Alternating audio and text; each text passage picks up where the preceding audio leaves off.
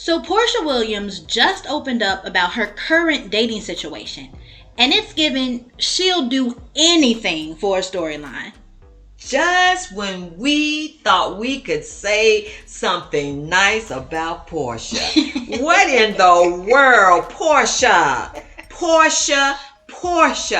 Girl, come on. Mm-hmm. Stop the cap. Mm-hmm. Are you kidding me? Last season, you had no storyline because somehow you blew that, okay? They were looking for you to come with all the fabulousness of your marriage to Simon. You were to spill the tea. You were to give us all the good stuff.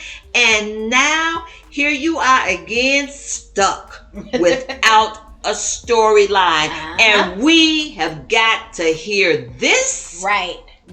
What are you thinking? Exactly. And it's telling everybody that despite all the new cast members, Rhoa's next season is really just going to be more of the same, because all they end up doing is rehashing the same old storylines.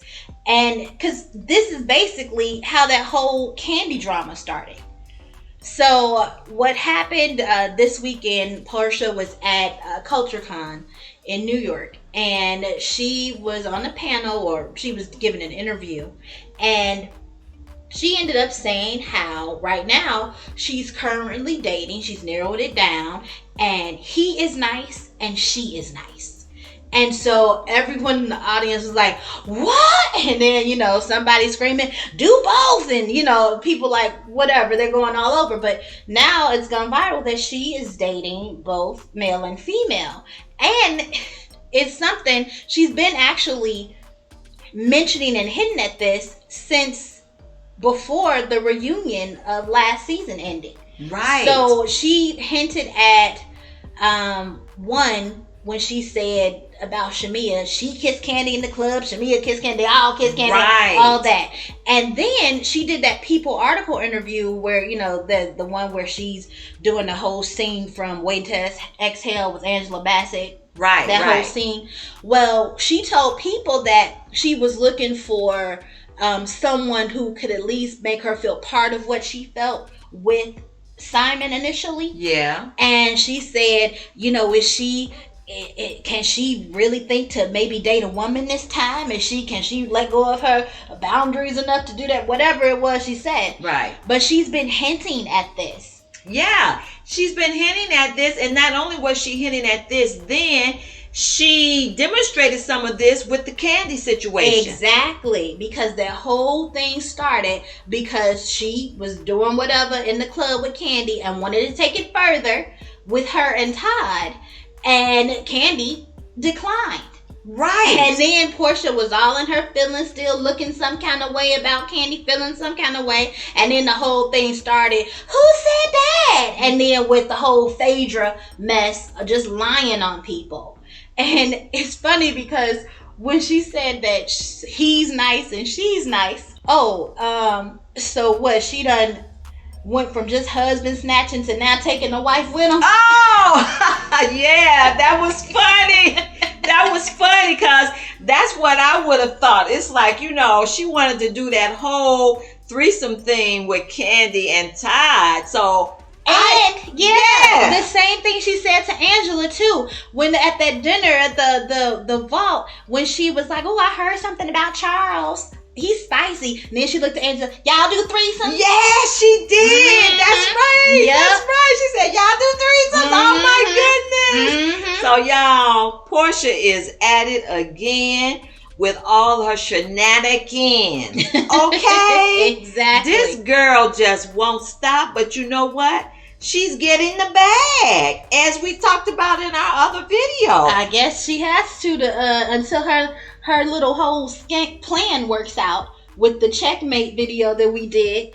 She wants to make sure she can keep the fires burning in the home front until that whole legal process pans out where she thinks that she could possibly get all of Simon's equity in his house. Exactly. And this is just another adventure of Porsha Williams getting the bag. I guess we should start a series about that.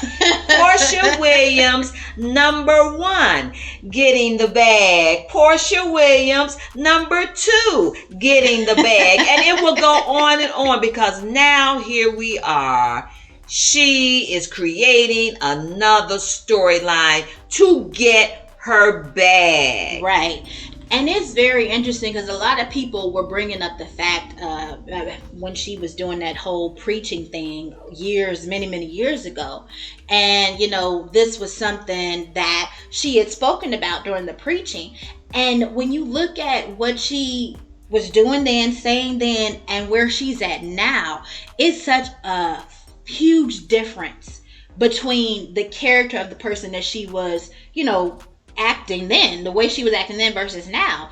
And it really proves the scripture how evil communication corrupts good manners. Right. Because I really think, Porsha initially, I think that she was trying for that relationship, that closeness with God. Because when she was preaching, she did a very good job preaching. She wasn't condemning anybody. She was preaching, telling them about the love of God. Now, I know that's the Holy Ghost because he can use anyone. But I really feel like that was where she was going. That was giving her the most help and comfort in whatever her situations were at the time. But when she started with this Rhoa thing, she started to think that, okay, well, she could play like this, pretend like this on Rhoa. Right. And, it won't affect her real life. Right. Because she even said, this is a character that she puts on when she goes, she's really an introvert, but when she's on Rhoa, she'll put on this and put on that. And she's like, she doesn't even recognize herself when she sees it because she's thinking that she's playing a role. Exactly. The problem is, that's the evil communications. This role where she's playing, where she's saying that someone better stop or she gonna take that husband. Exactly. And, all the nasty things that she says out of her mouth, the things that she does on this show, whether it be, intimate contact with a stripper, whether it be lying on Kandi and her husband, whether it be trying to get with Kandi and her husband, all those things that she thinks she's just putting on an act for, that's corrupt and evil communication. Yeah, and it's getting within her spirit. Exactly. And so, I believe she did start out, trying to have a relationship with God. And then because that show wanted so much, as we have seen how it has done all of our beautiful queens, try to bring them to a level in which they've always been above that level that the show has tried to bring them to. Right. And so she saw that and she got within that, and then these communications have just taken her on to another level of, well, okay, I'm just going to be a character bringing out all of this stuff. Well, no, because when you start to act that out, then it comes forth. Exactly. It's as if you are that person. Because she's actually doing it. This is not like the movies where, it's all fake or body doubles or anything like that. She's actually doing these things. These things are actually coming out of Porsha Williams' mouth, or Porsha Williams' body is making these decisions. Right. So she's actually doing the things. It's more than acting, and she hasn't piece that together or something. I don't know, but it's just such a vast difference between where she was and where she's at now, and it's all been to get the bag. So she's gonna do whatever it takes to get this bag, and that includes all these crazy storylines that she tries to make work for her so she can stay on that show or stay bringing the money in through that. Exactly. That's what she's doing continually. It's like, Porsha, getting the bag is not worth your soul. Okay? So with whatever you think about Porsha, you know that she is going to keep people talking about her. People are going to always have some difference of opinion about what she's doing and why she's doing it.